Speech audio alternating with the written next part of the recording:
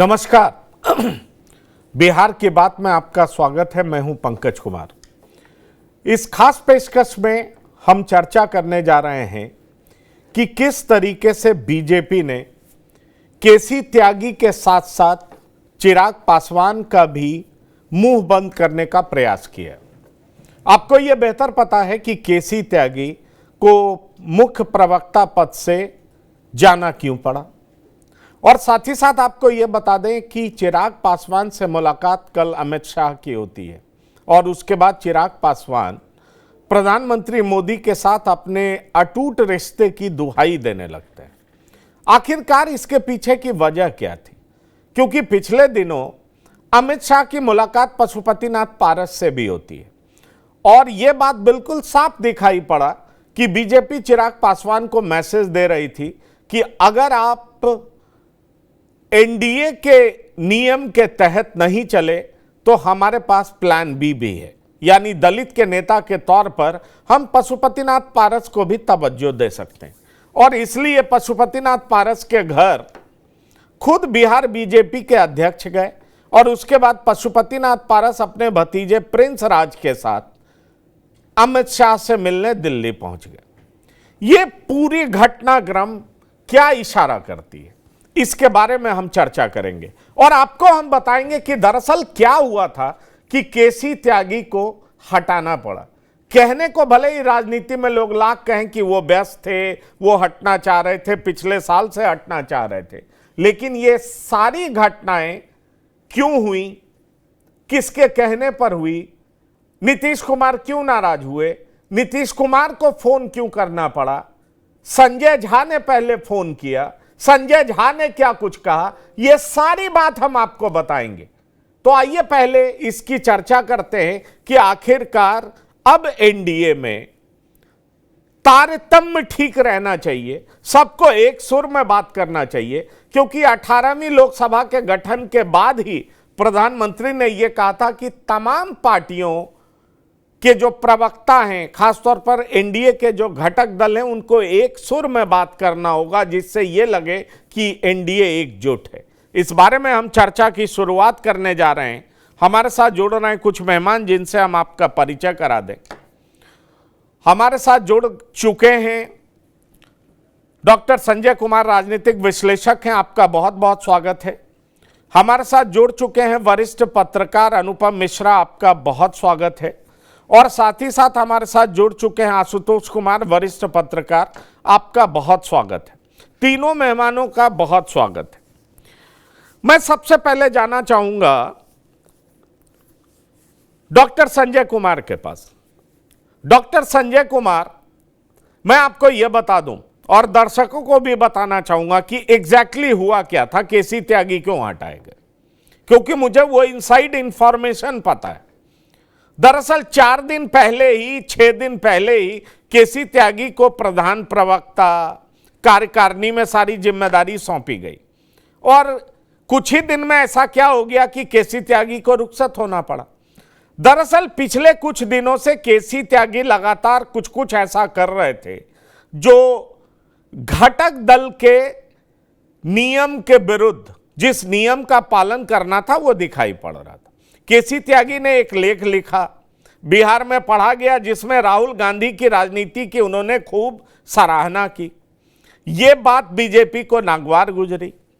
हद तब हो गया जब lateral entry, quota within quota, quota within quota के मसले पर तो हमेशा से जेडीयू अपनी पीठ थपथपाती रही और इजराइल को समर्थन नहीं देने को लेकर के केसी त्यागी ने बाकायदा विपक्ष के पेपर पे साइन तक कर दिया और अपना स्टैंड, जेडीयू का स्टैंड बता दिया। पहले संजय झा ने केसी त्यागी को फोन किया कि अब आप हट जाइए, तो केसी त्यागी ने कहा कि वो नीतीश जी से बात कर लेंगे। 2 दिन बीत गए, नीतीश जी के पास केसी त्यागी का फोन नहीं आया और नीतीश जी ने खुद फोन करके कहा कि आप ये पद छोड़ दीजिए। ये मैं ऑथेंटिक खबर दे रहा हूं आपको। सवाल ये उठता है कि केसी त्यागी ये लाइन ले रहे थे तो क्यों ले रहे थे, और जब ये लाइन ले रहे थे तो जेडीयू ने उनको किनारा कर दिया।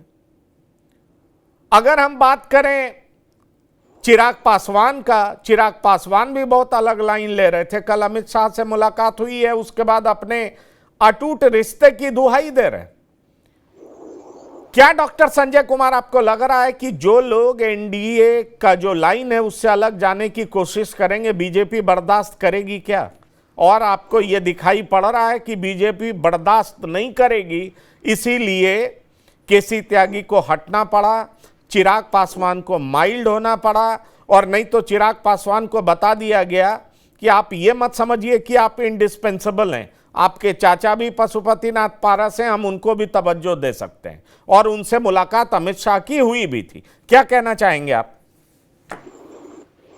नहीं, बिल्कुल आप जो सच्चाई है उसको बयां कर रहे हैं कि भारतीय जनता पार्टी गठबंधन के साथियों को भी एक मैसेज तो कर ही दे रही है ना कि हम अपने इश्यूज पर कोई कॉम्प्रोमाइज नहीं करेंगे।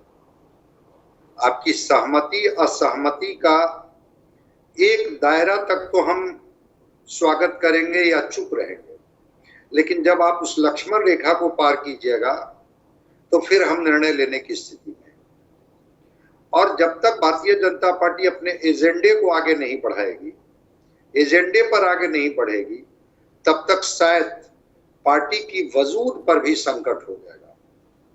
केसी त्यागी इतना मुखर होकर के बोल रहे थे, लगा कि अब हम कुछ भी बोल देंगे और गठबंधन में, चूंकि हम उनके कंफर्टेबल गठबंधन के साथी हैं, इसलिए हमारे ऊपर कोई तलवार नहीं चलेगी।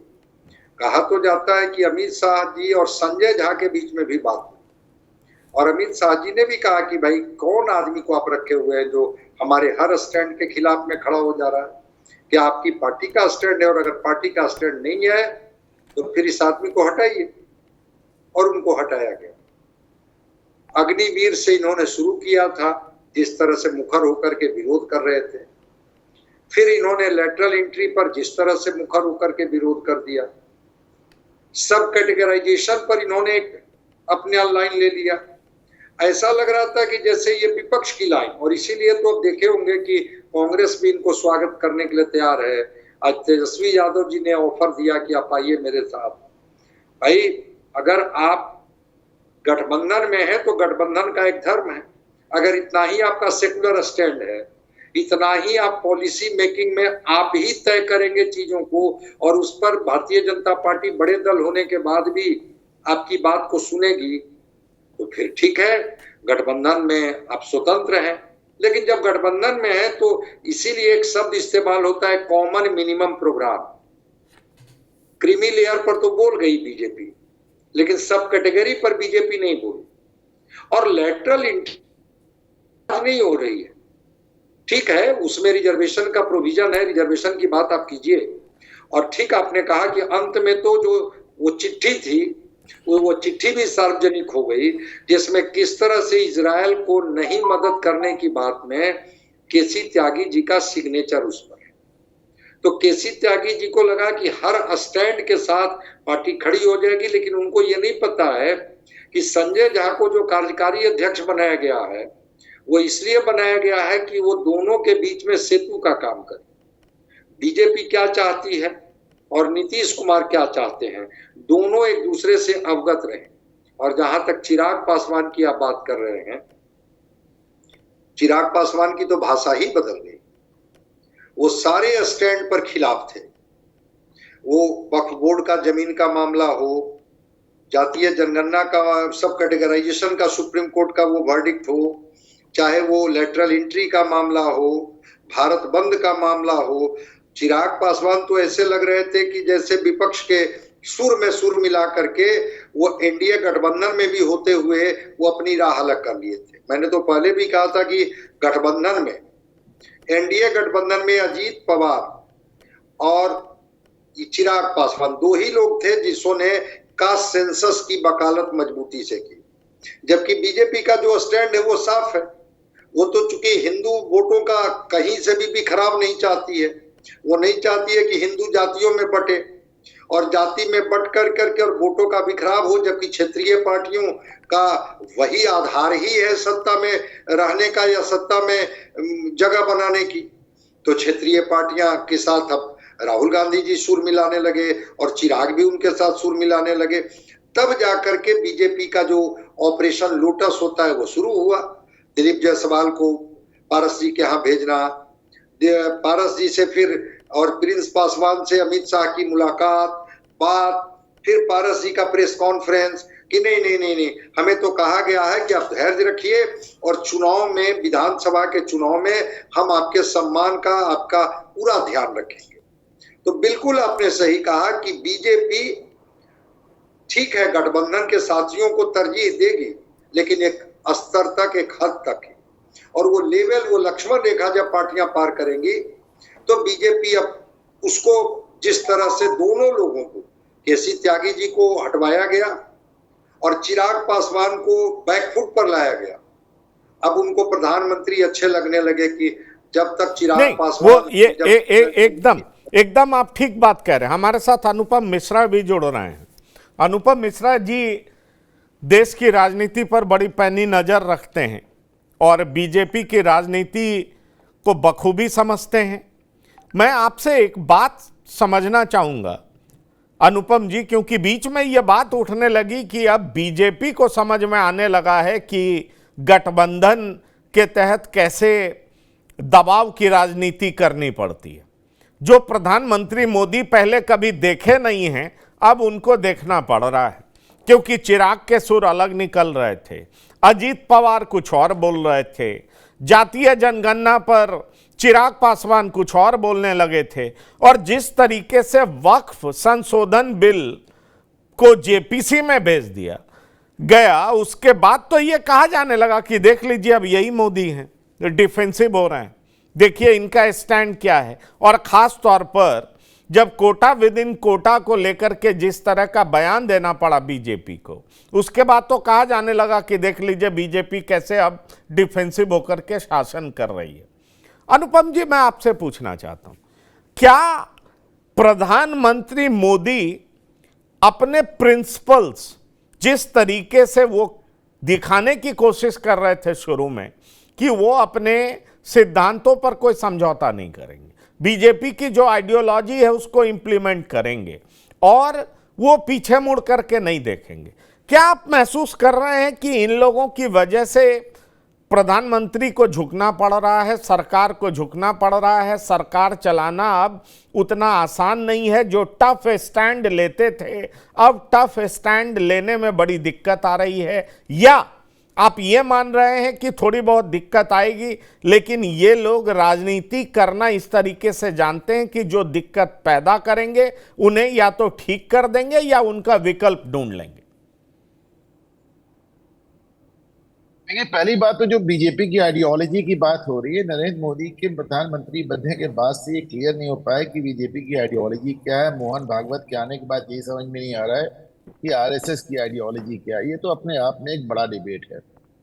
रही बात केसी त्यागी और चिराग पासवान की, तो इसमें दो राय नहीं है कि भाई एक कॉमन मिनिमम प्रोग्राम होता है जैसे अभी आप कह रहे थे, और जब आप एक गठबंधन में हैं तो एक लिमिट के बाहर जाके आप सरकार को क्रिटिसाइज नहीं कर सकते, फिर आपको सही लगे गलत लगे जो भी हो। लेकिन दो बातें जो मुझे समझ में आती हैं, पहली बात तो ये कि केसी त्यागी जब राहुल गांधी को पिछड़ों का चैंपियन बताते हैं तो सवाल ये है कि फिर वो एनडीए में कर भी क्या रहे हैं। एक ये तो सवाल केसी त्यागी को अपने आप से पूछना चाहिए कि अगर पिछड़े और पिछड़ों के और सामाजिक बदलाव के और सामाजिक न्याय के चैंपियन राहुल गांधी हैं, तो what is KC Tyagi doing in NDA? उन्हें होना ही नहीं चाहिए इसमें। दूसरी बात, जहां तक जब विदेश नीति की बात आती है तो वो ममता बनर्जी जिन्होंने आज तक मोदी का शायद दिन और रात भी कहने पे विरोध किया हो, मोदी दिन कह दे तो ममता रात कह देती है। जब बांग्लादेश का मुद्दा आया तो ममता ने 10 साल पहली बार बयान दिया कि शादी एक इंटरनेशनल मुद्दा है, इस पर हम केंद्र सरकार के साथ है, जो भी फैसला वो करेंगे हम उनके साथ होंगे। ममता को ये बयान देना पड़ा। हालांकि आप देखिए, बांग्लादेश से सबसे ज्यादा अगर कोई राज्य इफेक्ट होता है तो पश्चिम बंगाल, बांग्लादेश की राजनीति से अगर सबसे ज्यादा कोई राज्य छूता है तो पश्चिम बंगाल।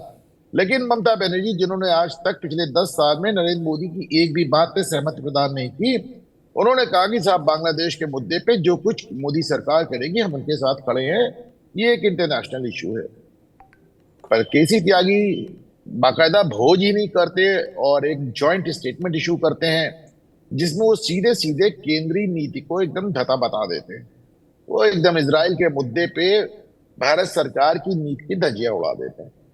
तो ऐसे वो सभी चीजें बोल रहे हैं। इनफैक्ट जब मैंने देखा था उनको सुप्रीम कोर्ट का जो ऑर्डर आया था SC ST जो उप वर्गीकरण पे, जो क्लासिफिकेशन पे ऑर्डर आया था, उसमें तो केसी त्यागी का बयान मुझको नीतीश कुमार के ही खिलाफ लग रहा था। क्योंकि SC ST का जो उप वर्गीकरण है, अगर किसी ने सफलतापूर्वक किया है अदालत के आदेश के पहले, तो 17 साल पहले नीतीश कुमार ने किया था, दलित और महादलित बनाकर। वो पंजाब में भी किया था ज्ञानी जैल सिंह ने 1975 में। लेकिन सबसे सफलतापूर्वक तो नीतीश का ही एक, जिसे कहना चाहिए, एक्सपेरिमेंट रहा। आपको, लेकिन आपने उस पे भी अपनी टंगड़ी लगा दी। आपको वक्फ बिल पे भी दिक्कत थी, आपको अग्निवीर पे भी दिक्कत है, आपको इजराइल पॉलिसी पे भी दिक्कत है, आपको तो मेरा मतलब है कि आप जाति जनगणना पे आप राहुल गांधी को चैंपियन बता रहे हैं।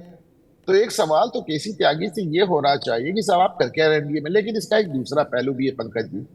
सवाल ये है कि केसी त्यागी के इतने ढेर सारे बयानों के बीच में क्या जनता दल यूनाइटेड ने एक भी बार इस तरह का कोई बयान जारी किया कि ये केसी त्यागी की निजी राय है और पार्टी की राय नहीं है, जैसा कि अमूमन ऐसे मौकों पर पार्टियां करती हैं? क्या एक बार भी पार्टी के किसी भी नेता ने केसी त्यागी का खंडन, तो बहुत दूर की बात है, उनकी राय को उनकी निजी राय बताया या पार्टी से उनकी राय से दूरी बनाने का प्रयास किया? क्या एक भी बार? तो ये क्या दिखाता है? एक तो भाई हमारे यहाँ तो मौन को भी स्वीकृति का लक्षण माना गया है ना। तो अगर ऐसे में केसी त्यागी लगातार इस तरह के बयानवीर बने हुए हैं और नीतीश कुमार, जनता दल यूनाइटेड, उनके सारी पार्टी के बड़े बिगविग्स, बड़े नेता किसी भी मुद्दे पे केसी त्यागी का ना खंडन करते हैं, ना संशोधन करते हैं, ना टोकते हैं, ना उसको उसकी निजी राय बताते हैं, तो इसे क्या समझा जाए? नीतीश कुमार के बारे में फेमस है कि वो जिस पार्टी में रहते हैं, तो जैसे वो एक भगवान कृष्ण का नहीं था महाभारत में कि एक दल में मैं रहूंगा और एक में मेरी सेना रहेगी। तो नीतीश कुमार एक दल में स्वयं रहते हैं और विपक्ष में उनकी आत्मा बसती रहती है। तो ऐसे करके उनका माना जा रहा था कि कहीं ना कहीं केसी त्यागी के जरिए वो विपक्ष के भी एक अपना एक कांटा डाले बैठे हुए हैं। क्योंकि नीतीश कुमार की राजनीति पे अब और क्या ही कहा जाए, सभी लोग जान रहे हैं। माना जा रहा था कि दोनों तरफ वो खेलना चाह रहे हैं, उन्हीं के चलते इतना लंबा मामला चल गया। लेकिन यहाँ पे भी भारतीय जनता पार्टी की एक मजबूरी है, वो 303 सीट की पार्टी नहीं है। भारतीय जनता पार्टी एक अल्पमत की सरकार है और एनडीए के भरोसे चल रही है, और उसमें जो सबसे बड़े दो पाए हैं वो चंद्रबाबू नायडू और नीतीश कुमार है। ऐसे में अगर इन दोनों में से कोई भी शख्स थोड़ा सा भी हिलता डुलता नजर आया तो जाहिर सी बात है सरकार को दिक्कत होगी। पंकज, सरकार को दिक्कत होगी, ये बात बिल्कुल आपने ठीक कहा। लेकिन एक चीज बहुत साफ तौर पर दिखा कि सरकार ने कुछ दिनों तक दिक्कत तो झेला, लेकिन मैसेज बड़ा साफ दे दिया। केसी त्यागी का जाना, चिराग पासवान का स्टैंड चेंज करना, प्रधानमंत्री के साथ अटूट रिश्ते की दुहाई देना। आशुतोष जी क्या बताता है? हमारे साथ अजय कुमार झा भी जुड़ गए हैं, आपका बहुत स्वागत है, वरिष्ठ पत्रकार हैं। लेकिन ये क्या बताता है? बीच में ये सारी बातें शुरू हो गई कि बीजेपी को अब दबाव की राजनीति करनी पड़ेगी, बीजेपी को अब झुकना पड़ेगा, बीजेपी को ये करना पड़ेगा, बीजेपी को सारी बातें माननी पड़ेगी। लेकिन बीजेपी अचानक से चिराग पासवान को भी समझा लेती है और जेडीयू के प्रधान प्रवक्ता की छुट्टी करा देती है, या बीजेपी की नाराजगी की वजह से प्रधान प्रवक्ता की छुट्टी हो जाती है। मेरे पास जो जानकारी है फिर से मैं आपको रिपीट कर दूं, क्योंकि इसको लेकर के बहुत तरह की बातें हो रही। पहले नीतीश कुमार ने यह आपत्ति दर्ज की कि आखिरकार ये बोल क्या रहे हैं। मैं आपको उनके शब्दों में बयां करूं तो वो कहने लगे अपने सिपह सलारों से कि ये क्या अंड-बंड बोल रहा है। तो संजय झा का फोन गया, संजय झा जो कि कार्यकारी अध्यक्ष हैं, उनका फोन गया केसी त्यागी के पास। केसी त्यागी ने संजय झा से कहा कि ठीक है, हम नीतीश जी से बात कर लेंगे। नीतीश जी के पास केसी त्यागी का फोन नहीं गया।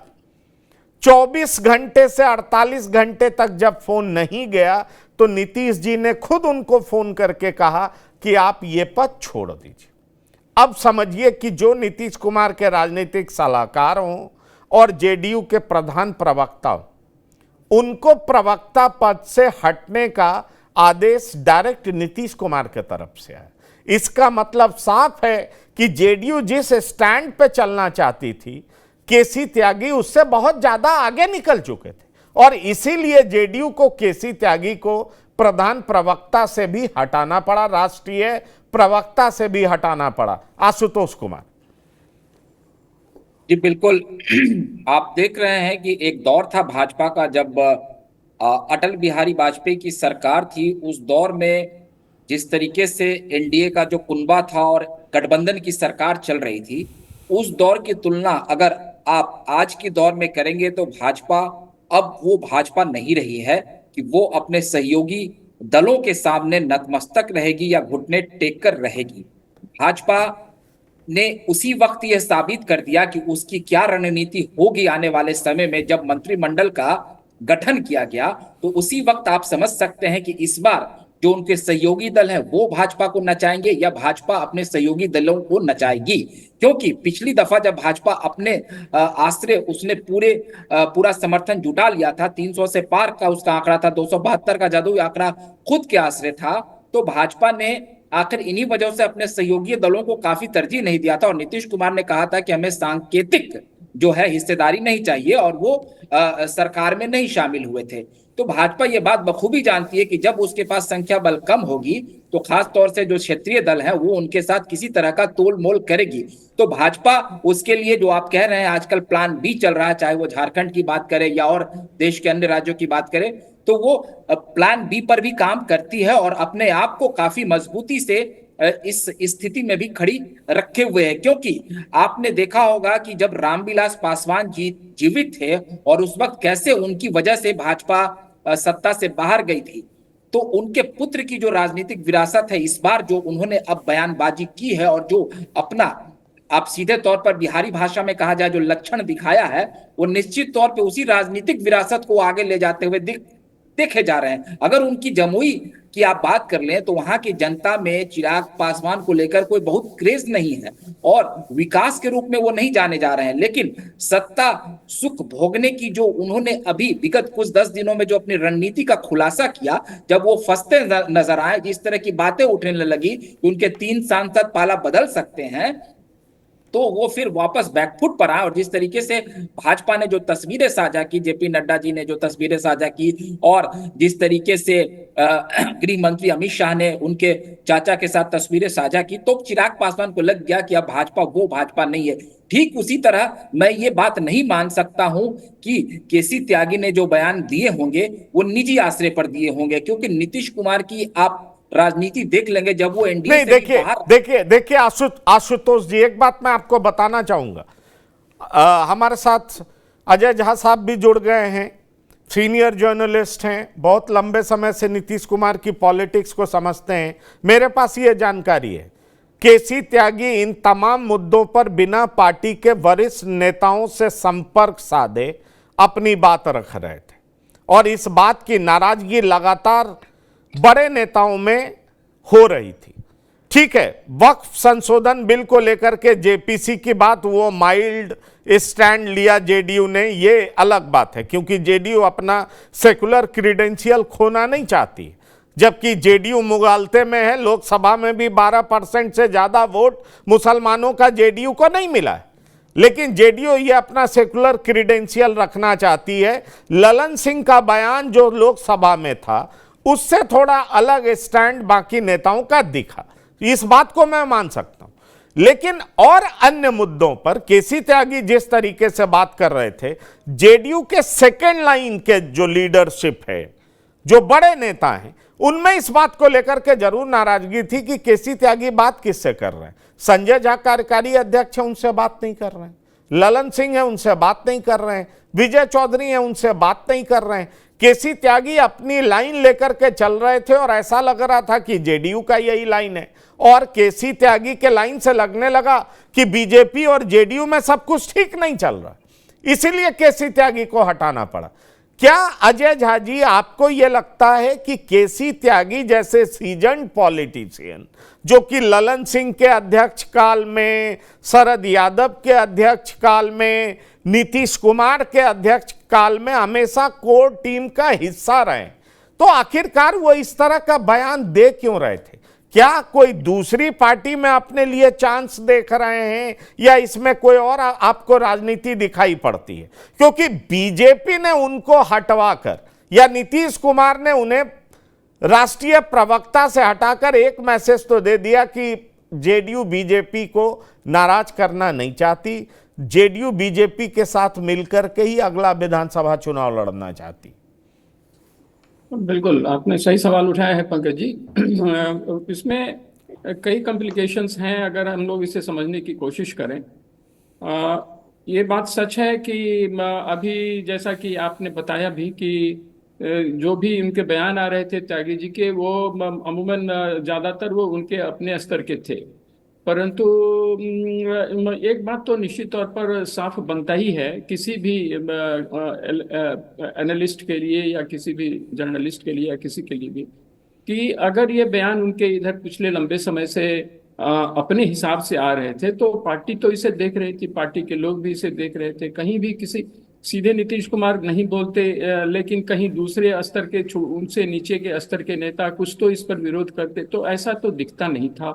तो अब यह सब तो है, इसको थोड़ा समझने की कोशिश है कि अगर त्यागी जी वैसे काफी रेस्पेक्टेबल पॉलिटिशियन हैं जनता दल यू में भी, और बाहर के लोग भी उन्हें काफी सम्मान भी देते हैं, और अगर वो कोई अपने लिए दूसरा रास्ता तैयार करने की कोशिश कर रहे हैं तो मुझे लग रहा है कि इसमें थोड़ी कठिनाई उन्हें होगी। वह यह कि बाहर के अगर वो जाते भी हैं तो वो ग्राउंड स्तर के तो नेता कभी रहे नहीं हैं, बाहर भी जाएंगे तो ग्राउंड स्तर के नेता के रूप में तो नहीं जा पाएंगे, वहां कुछ कंट्रीब्यूट तो उस तरह से नहीं कर पाएंगे। हाँ, स्पोक्स पर्सन के रूप में दूसरे जगह भी ये खप सकते हैं, इसमें कोई शक नहीं है। और उस हिसाब से तो अभी जिस तरह से इनके बयान आ रहे हैं उसको इंडी में ज्यादा बेहतर खपेंगे, यह बात भी सच है। पता नहीं उनके साथ भी कुछ ऐसा कुछ हो रहा है या नहीं, ये सब कई सवाल जरूर निश्चित तौर पर खड़े करता है। अब ये है कि अभी त्यागी जी को इस तरह से जो अभी हटाया गया है, निश्चित तौर पर जो संदेश जनता में जा रहा है, बहुत सारी चीजें ऐसी होती हैं इनर सर्किल में जो बातें सामने आ नहीं पाती हैं। तो मुझे लग रहा है कि अभी हम लोगों को वेट करना पड़ेगा यह समझने के लिए कि एक्चुअली अंदर खाने चल क्या रहा है। और अब उसी में चिराग पासवान जी का भी मसला आया है। तो मुझे लगता है कि जब संबित सरकारें चलती होती हैं तो इस तरह की स्थितियां बनती हैं, और उस तरह की स्थिति बनने का फायदा लोग इसलिए देखती हैं कि उसमें वो दोनों ऑप्शन अपने लिए खुला रखती हैं कि जिधर की भी सरकार बनेगी उनके लिए पॉसिबिलिटी बनी रहेगी। तो अभी तो संबित सरकार है, अब ये 10 साल तक तो ठीक है, एक मेजोरिटी सरकार चली, और इसके बाद अभी जो स्थिति आई है यह कोई नई स्थिति नहीं है। अब वैसे भी 240 सीट लेकर के अगर बीजेपी चल रही है तो ये बहुत ही बड़ी दुर्घटना नहीं हो गई है भारत की राजनीति में। 140 पर कांग्रेस ने सरकार चलाया है, तो और पूरा का पूरा टर्म चला है। तो ऐसा नहीं है कि मोदी जी और या भाजपा नहीं चला सकती है, उतनी काबिलियत तो इन लोगों में है। इसलिए वो समस्या तो किसी भी सूरत में नहीं है। न चिराग पासवान अब भी अगर पार्टी खेमा बदलना चाहेंगे तो वो मुझे नहीं लगता है कि बहुत ज्यादा परेशान होंगे लोग। लेकिन हाँ, अगला जो असेंबली इलेक्शन है, सारी तैयारियां मुझे लगता है उसे ध्यान में रख करके किया जा रहा है, और किसी भी सूरत में भाजपा नीतीश कुमार जी को खोना नहीं चाहेगी। नीतीश कुमार जी के टर्म पर ही बिहार में राजनीति भाजपा करेगी, यह बिल्कुल अभी साफ दिखता है। और उसमें भले ही उनके पास 12 सीटें ही हों लोकसभा में, लेकिन उसके बावजूद भी वो बिहार के इलेक्शन को ध्यान में रखते हुए भाजपा के लिए एक बड़ी पूंजी है, और जो एक लंबे समय से बने हुए भी हैं। और इसलिए मुझे लगता है कि यहाँ चिराग पासवान को ज्यादा कॉशियस चलना चाहिए था, लेकिन अब वो तो पॉलिटिशियन है, वो बेहतर समझ रहे होंगे। लेकिन मुझे लग रहा है कि उनकी ओर से कुछ गलतियां हो रही हैं, और वो भी दोनों रास्ता ओपन रखना चाहते हैं। और एक तरफ हनुमान भी कहते हैं प्रधानमंत्री के। तो ये इतना कॉम्प्लिकेटेड, इस तरह से राजनीति कोई बड़ी पार्टी एक्सेप्ट नहीं करेगी। और जो पार्टी जिसका अपना कद बहुत छोटा है, और वैसे भी ये मतलब जिनका अपना वोट बैंक 4 से 5% और 6% के बीच रहता है, देखिए वही स्थिति तो है। आप चाहे नीतीश कुमार का यूएसपी बहुत बड़ा हो गया है, वो एक अलग बात है। लेकिन उनकी उनकी बात अगर हम हटा दें तो चाहे आप और भी देख लीजिए, जो बिहार में ही हैं जिनकी उनका वोट परसेंटेज कम है, वो मेजर पार्टी को अगर अवरुद्ध करके या उनसे रिलेशन खराब करके चलना चाहेंगे तो रामविलास पासवान जी को भी उससे नुकसान हुआ था और चिराग पासवान जी को भी होगा। उन्हें एक किसी मेजर साइट के साथ रहना होगा। लेकिन मुझे लग रहा है कि उनकी ओर से थोड़ी गलती हो रही है और उसका खामियाजा वो जल्दी ही भरने की स्थिति में नहीं है, इसलिए वो तुरंत उन्होंने भरपाई भी करनी शुरू कर दी है। लेकिन त्यागी जी का जहां तक सवाल है, मुझे लगता है कि हमें थोड़ा वेट करना पड़ेगा। मुझे लग रहा है कि इसमें सब कुछ थोड़ा सा, मुझे लग रहा है कि अभी मेरे लिए तो यही समझ में आ रही है बात कि कुछ न कुछ ये दोनों रास्ता जनता दल यू भी ओपन रखना चाहती है। उसने भाजपा को एक आपको मैसेज दे ऐसा दिया। लग रहा है कि जनता दल यू ओपन रखना चाह रही है? अनुपम मिश्रा जी,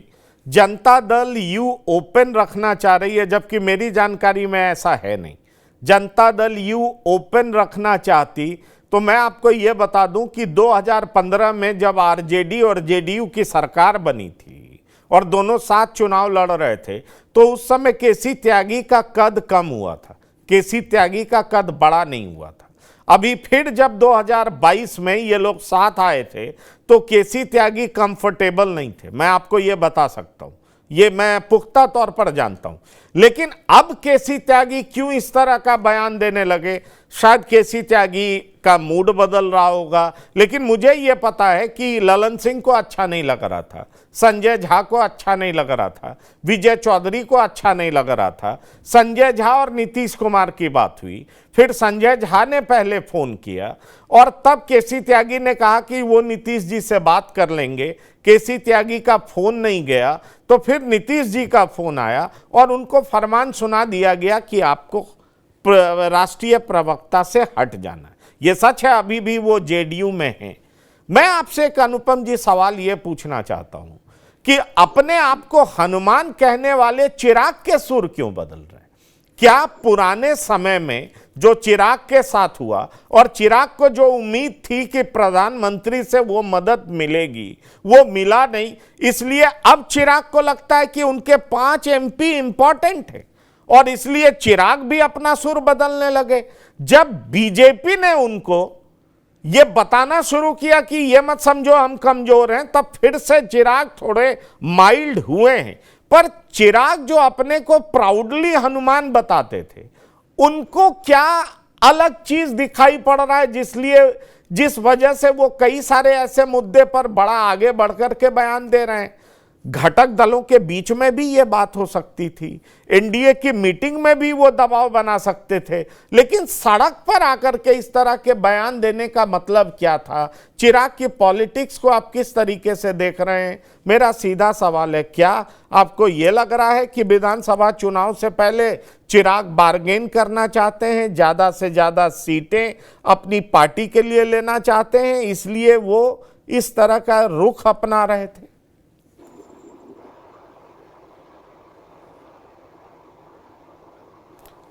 अनम्यूट कर लीजिए, अनम्यूट कर लीजिए। चिराग पासवान के पास पंकज जी बहुत ज्यादा ऑप्शंस हैं नहीं। उन्हें मालूम है कि तेजस्वी यादव के उदय के बाद बिहार में राष्ट्रीय जनता दल से जुड़ के किसी युवा नेता की कोई जगह नहीं बचती, फिर वो भले ही कन्हैया कुमार जैसा एक नॉन एंटिटी क्यों ना हो। कन्हैया कुमार जो अपने आप में कुछ है ही नहीं, उनका कोई बेस ही नहीं है, लेकिन जब उनको बर्दाश्त नहीं कर सके, उनको बिहार छोड़ना पड़ा, तो चिराग पासवान तो फिर भी एक पॉलिटिकल फैमिली से आते हैं और उनका अपना एक थोड़ा बहुत पॉलिटिकल बेस भी है, तो उनके पास वो वाला रास्ता फर्मली बंद है।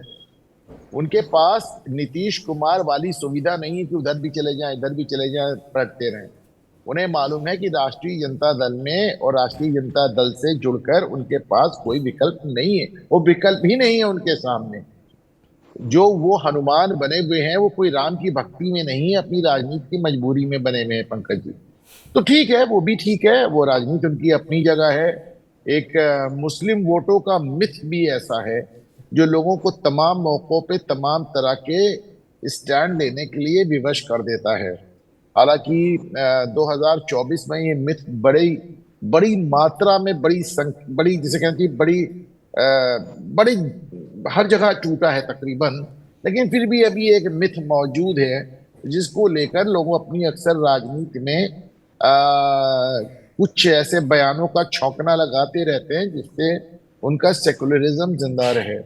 और वो आप इसको ध्यान दे दें कि वो तमाम उनके जो बयानात आते हैं, SC ST वाला जो सुप्रीम कोर्ट पे उपवर्गीकरण वाला मामला था, इसे छोड़ दिया जाए तो सारी जो बयानात आते हैं, चाहे वो KC त्यागी हो या चिराग पासवान हो, वो अक्सर करके कम्युनल इश्यूज पे भी बयान आते हैं। मुझे याद है वो KC त्यागी जो पहला बयान दिया था जब यह गठबंधन शुरू हुआ, और उन्होंने कहा जब तक साहब हम भारतीय जनता पार्टी के साथ हैं, हम सरकार को मुसलमानों के खिलाफ अभियान नहीं चलाने देंगे।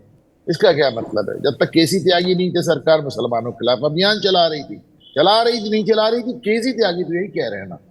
तो इन लोगों के फिर वो उस अभियान से लेकर और इजराइल तक इनके ज्यादातर इश्यूज कुछ ऐसे होते हैं जो भारतीय जनता पार्टी की कोर आइडियोलॉजी से टकरा रहे हैं। रही बात चिराग पासवान की, तो चिराग पासवान को इस बात का पूरा अंदाजा है कि साहब अभी जिस तरह उनको एक सक्सेस मिली है वो केवल अकेली उनकी सक्सेस नहीं है। उनको इस बात का भी अंदाजा है कि अभी वो एक लंबी रेस का घोड़ा अपने आप को मानते हैं, मुझे भी लगता है वो हैं। ऐसे में उनको सीधे सीधे बीजेपी से टकरा कर, और दूसरी तरफ जहां तेजस्वी यादव खड़े हैं, जहां उनकी कोई जगह ही नहीं बचती, तो जैसा कि मैंने कहा कि चिराग के पास बहुत ऑप्शंस नहीं है पंकज भाई। अब ऐसे में जब उनको लगता है कि भारतीय जनता पार्टी उनसे रुष्ट हो रही है या उनके अलावा विकल्प तलाश रही है, तो वो फिर से हनुमान जी की गदा उठा लेते हैं। इसके अलावा उनके पास और कोई चारा भी नहीं पंकज भाई। उनके पास कोई चारा नहीं है। लेकिन क्या जो अभी पिछले दिनों का डेवलपमेंट है डॉक्टर संजय, क्या यह मान लिया जाए कि बीजेपी दबाव की राजनीति करने वाली नहीं है, बीजेपी दबाव में आने वाली नहीं है? इसको इस तरीके से देखा जा सकता है क्या? बिल्कुल देखा जा सकता है। और KC त्यागी तो UCC को लेकर के भी विरोध में खड़े थे, लेटरल एंट्री को लेकर के विरोध में खड़े थे, जो भी सरकार के मुद्दे थे। ठीक है, आपकी सेकुलर छवि हो, लेकिन आप ही के पुत्र अमरीश त्यागी किस पार्टी में हैं? वो तो भारतीय जनता पार्टी में हैं। वो भी रणनीतिकार माने जाते हैं। और उनसे भी जब पूछा गया था, जब वो शामिल हो रहे थे भारतीय जनता पार्टी में, कि भाई आपके पिताजी तो समाजवादी विचारधारा के पोषक हैं, तो उन्होंने कहा था कि हाँ, विचार तो अलग अलग हो सकता है, पिता कोई और धारा के हो सकते हैं, पुत्र की धारा कोई और हो सकती है। तो KC त्यागी को क्या ये समझ नहीं थी कि ये गठबंधन में आपको गठबंधन धर्म का भी निर्वहन करना होगा? ठीक है, आप सेकुलर बने रहिए, आपके सेकुलरिज्म से कौन समझौता करने के लिए कहता है, लेकिन भारतीय जनता पार्टी भी तो अपना एक एजेंडे पर काम करती है। अब UCC उनकी एक प्रायोरिटी है, आप उनके विरोध में खड़े हो जाते हैं। इजराइल की पॉलिसी पर भारत क्या तय करेगा, ये आप तय करेंगे या देश का नेतृत्व तय करेगा या देश की सरकार तय करेगी? अब उनके गठबंधन में विपक्ष तो विरोध करने के लिए विरोध करेगा, विपक्ष को तो जो भी नीतिगत निर्णय होंगे, राष्ट्रीय अंतर्राष्ट्रीय विपक्ष खड़ी हो जाएगी। लेकिन आप गठबंधन में हैं और हर नीति पर आप खड़ा हो जाते हैं और विरोध में। जातीय जनगणना पर तो KC त्यागी जी ने जितना मुखर होकर के बोला है, उतना तो राहुल गांधी जी भी नहीं बोले हैं। इस बात को लेकर के ललन सिंह और संजय झा, जो आप बता रहे थे, दोनों के सुर एक हो गए। और ललन सिंह का आप देखिए गेस्चर पार्लियामेंट में, पार्लियामेंट के बाहर, किस तरह से बीजेपी के साथ मजबूती के साथ खड़े दिखते हैं, बीजेपी के स्टैंड के साथ वो खड़े। वक्फ बोर्ड पर ठीक है, पार्टी का स्टैंड बाद में समझाने के लिए लोगों को बुलाया गया, लेकिन ललन सिंह ने पार्लियामेंट में तो खुल करके बोला वक्फ कानून पर कि हाँ, अगर गड़बड़ियां हैं तो उसको संशोधन करके ठीक करने में क्या बुराई है। तो अगर आपके स्टैंड एक गठबंधन के एक साथी के स्टैंड के बिल्कुल खिलाफ जाता है, तो पार्टी से पहले पूछा जाएगा कि भाई क्या ये क्या कर रहे हैं, क्या केसी त्यागी जी का व्यक्तिगत बयान है या पार्टी का लाइन है। और संजय झा और ललन सिंह ने साफ कहा कि नहीं, पार्टी का लाइन नहीं। तब जाकर के नीतीश कुमार जी का भी इशारा हुआ और परिणाम सामने है। चिराग पासवान तो स्वतंत्र ही है निर्णय लेने के लिए, लेकिन बीजेपी ने जिस तरह से एक्शन लिया, पारस जी का जो ऑपरेशन शुरू हुआ, और वो ऑपरेशन अभी खत्म नहीं हुआ है। ये चिराग पासवान ने दुहाई देना शुरू कर दिया कि जब तक नरेंद्र मोदी जी हैं, चिराग अलग कभी हो ही नहीं सकता है, क्योंकि वो एक ऑपरेशन वो देख चुके हैं। दूसरे ऑपरेशन को करने में भी बीजेपी को बहुत टाइम नहीं लगेगा। तो बिल्कुल जो आप कह रहे हैं कि क्या बीजेपी दबाव में रह करके सरकार नहीं चलाना चाहती है, बिल्कुल नहीं चलाना चाहती है। वो चाहती है, क्योंकि अगर वो दबाव में आकर के हर स्टैंड पर वो बैकफुट पर चली जाएगी तो फिर उनकी राजनीति आ जाएगी। इस राजनीतिक क्रेडिबिलिटी को बचाने के लिए तो बीजेपी को अपने स्टैंड पर रहना होगा, और गठबंधन के लोगों को भी ये बात समझनी होगी कि हम उनके हर स्टैंड के खिलाफ में जाएंगे तो बीजेपी एक लेवल तक ही समझौता करेगी। लक्ष्मण रेखा जैसे ही क्रॉस करेंगे बीजेपी फिर वो अपना अलग रुख अख्तियार कर लेगी। और बिल्कुल प्लान बी तो होता ही है ना। अगर उनके पास कंफर्टेबल मेजोरिटी नहीं है तो क्या बीजेपी को नहीं पता है कि चिराग कब क्या करेंगे, नीतीश कुमार जी और तेलुगु देशम पार्टी कब क्या कर लेगी। तो ये plan B, plan C, plan D सब उनके पास होगा। सार्वजनिक वो नहीं करते हैं। तो अभी तो एक स्टैंड लेकर के उन्होंने दोनों को इशारा कर दिया, चिराग पासवान जी को भी और इधर केसी त्यागी जी को तो कहा ही गया कि भाई अब पद छोड़ दीजिए, अब इससे ज्यादा क्या हो सकता है। चलिए, ये बात तो आपने कह दी। मैं चाहूंगा कि आशुतोष जी से ये सवाल करूं। आशुतोष जी, ये बताइए कि पशुपतिनाथ पारस से अमित शाह की मुलाकात को आप किस तरीके से देखते हैं? सिर्फ ये चिराग को डराने के लिए था या पशुपतिनाथ पारस के लिए एनडीए में कोई जगह है, उनको किसी न किसी तरीके से एनडीए में प्लेकेट किया जाएगा, उनको कोई ना कोई जगह दिया जाएगा ताकि चिराग को संतुलित रखा जाए? आप कैसे देखते हैं इसको?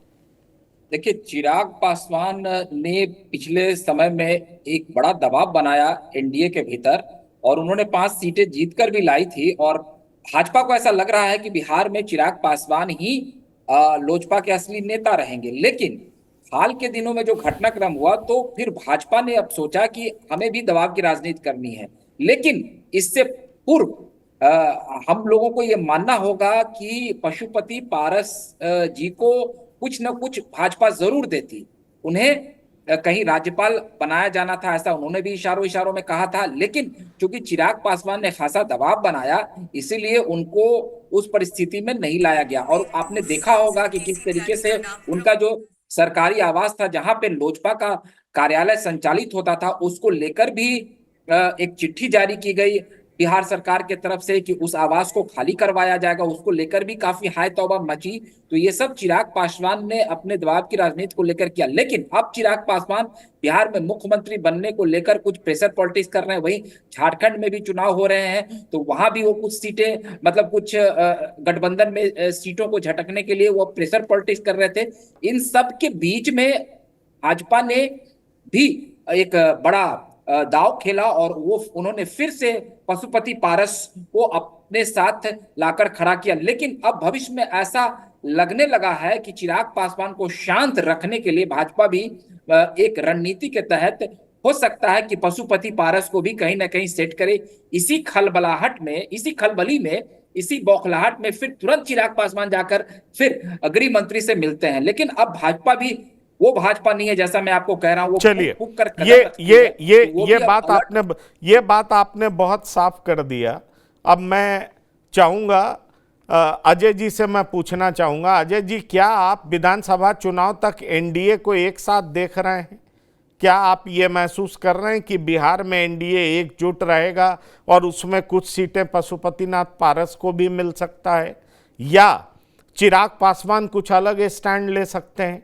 क्योंकि जेडीयू ने केसी त्यागी को हटा करके एक बात तो साफ कर दिया कि बीजेपी के साथ चलना है, इसमें कोई दो राय नहीं है। लेकिन एनडीए में कुछ और खटपट आपको दिखाई पड़ रहा है। एक सवाल मैं चाहूंगा छोटा आंसर दें, और दूसरा सवाल, क्या आपको ऐसा लग रहा है कि प्रधानमंत्री मोदी पिछले 10 साल से इस 15वें साल में अपने तीसरे कार्यकाल में अलग दिखेंगे, क्योंकि उन पर दबाव होगा बहुत सारे घटक दलों का जो बीजेपी की आइडियोलॉजी से बिल्कुल अलग चलती है, साथ है लेकिन उसकी आइडियोलॉजी कुछ मुद्दे पर बिल्कुल अलग है? देखिए, बिल्कुल जैसा कि पंकज जी आपने कहा, मैं इस बात से बिल्कुल सहमत हूं कि अगले असेंबली चुनाव तक तो किसी भी रूप में मुझे नहीं लगता है कि एनडीए टूटने वाली है, क्योंकि मैं अगर टूटने की संभावना कहीं से दिख रही थी तो वो इधर अचानक से इन्होंने ही वो अपनी जो उनकी महत्वाकांक्षा, जो मुझे लग रहा है कि वो एक लंबे समय से चल रही है जब से वो राजनीति में आए हैं, क्योंकि ऐसा माना जाता रहा है कम से कम उन लोगों के द्वारा कि रामविलास पासवान जी मुख्यमंत्री जरूर बन सकते थे, और अगर वो उस तरह का उनका स्टेचर था, तो अगर वो नहीं बन पाए तो उसकी भरपाई वो कम से कम कर पाए, वो टारगेट उनका वहां तो निश्चित होगा, और कुछ वैसा ही वो करने की कोशिश भी कर रहे हैं। लेकिन वह भी तभी संभव हो पाएगा कि भाजपा अगर उन्हें यह चाह ले कि उन्हें वह मुख्यमंत्री बनाना चाहेगी, तभी यह हो पाएगा, और वह भी थोड़ा कठिन होगा। तो यह तो साफ, उस हालत में चिराग पासवान जी उन्हें छोड़ेंगे नहीं, मुझे तो ऐसा लग रहा है, अगर वो एक मैच्योर पॉलिटिशियन होंगे, जहां तक मुझे लगता है। और बीजेपी अगले चुनाव तक तो अपना जो टीम है वह तो लेकर निश्चित तौर पर चलेगी, बल्कि कुछ लोग जो उनके साथ नहीं रहे थे उन्हें भी लाने की कोशिशें होंगी। अब देखिए, कुशवाहा जी को, उपेंद्र कुशवाहा जी को किस तरह से आखिर अगर उन्हें थोड़ा सा कष्ट हुआ था तो उसका भी निवारण हुआ है, और उसका निवारण होता रहेगा आगे। बिल्कुल ऐसा ही बिल्कुल, लग रहा है। आपने कह दिया। डॉक्टर संजय, छोटा आंसर, आपको क्या लग रहा है चिराग को कल अमित शाह ने क्या कहा होगा, क्या मैसेज दिया कि चिराग के सुर बदल गए? बिल्कुल नहीं, मैसेज उन्होंने दिया होगा कि आप रहिए स्थिर के से एनडीए के साथ, आप भविष्य हो सकते हैं बिहार के, थोड़ा सा इंतजार कीजिए, क्योंकि ऐसा कुछ नहीं है कि 5% पासवान के वोट से चिराग पासवान बिहार में मुख्यमंत्री बन जाएंगे जब तक एनडीए नहीं चाहेगी, और खास करके भारतीय जनता पार्टी नहीं चाहेगी। तो अमित शाह जी ने उनको समझाया होगा कि आपका लंबा कैरियर है, अभी आप इतनी हड़बड़ी में मत रहिए, थोड़ा इंतजार कीजिए, और आपको मैं पसंद करता हूं, प्रधानमंत्री जी आपको पसंद करते हैं, लेकिन पब्लिक डोमेन में कोई वैसे बातें न कीजिए जिसकी वजह से गठबंधन में किसी भी तरह का एक एम्बैरेसिंग सिचुएशन उत्पन्न हो। चिराग पासवान ने कहा होगा कि हाँ, एक चीजें मैं भूल गया, मैं इससे बचना चाहता हूं। अनुपम जी, छोटा आंसर, क्या आपको लगता है कि चिराग बीजेपी से अलग हट सकते हैं क्योंकि मुख्यमंत्री का सपना है उनका? क्या आपको ऐसा दिखाई पड़ता है? और दूसरी बात कि कहा यह जाता था कि बीजेपी को दिक्कत जेडीयू और टीडीपी से होगी, लेकिन अभी हाल के दिनों में चिराग ज्यादा दिक्कत कर रहे थे। ऐसा क्या अमित शाह ने कहा कि चिराग फिर से सही शब्द बोलने लगे, उनके सुर बदल गए? और इस एज के पॉलिटिशियंस अक्सर करके कम समय में ज्यादा फासला तय करना चाहते हैं, थोड़ा जल्दी में होते हैं। चिराग में भी वो जल्दबाजी नजर आ रही है, लेकिन जैसा डॉक्टर संजय कह रहे हैं, जब उनको समझाया गया होगा कि भाई तुम लंबी रेस के घोड़े हो, तुम इस तरह जल्दी आओ नहीं। वैसे भी उनको मुख्यमंत्री कौन बनाने जा रहा है? लालू यादव बनाएंगे उनको मुख्यमंत्री, नीतीश कुमार बनाएंगे उनको मुख्यमंत्री। अगर कभी उनका छीका फूटा भी तो वो भाजपा के कंधे पे ही चढ़ के होगा ना। इसके अलावा तो उनके पास, जैसा मैंने भी आपसे कहा, कि चिराग के पास कई विकल्प है नहीं। वो नीतीश कुमार नहीं बनने जा रहे हैं, वो 3% वोट से 15 साल से काबिज है। तो ऐसे में चिराग पासवान, बहुत ज्यादा ऑप्शंस उनके पास नहीं है।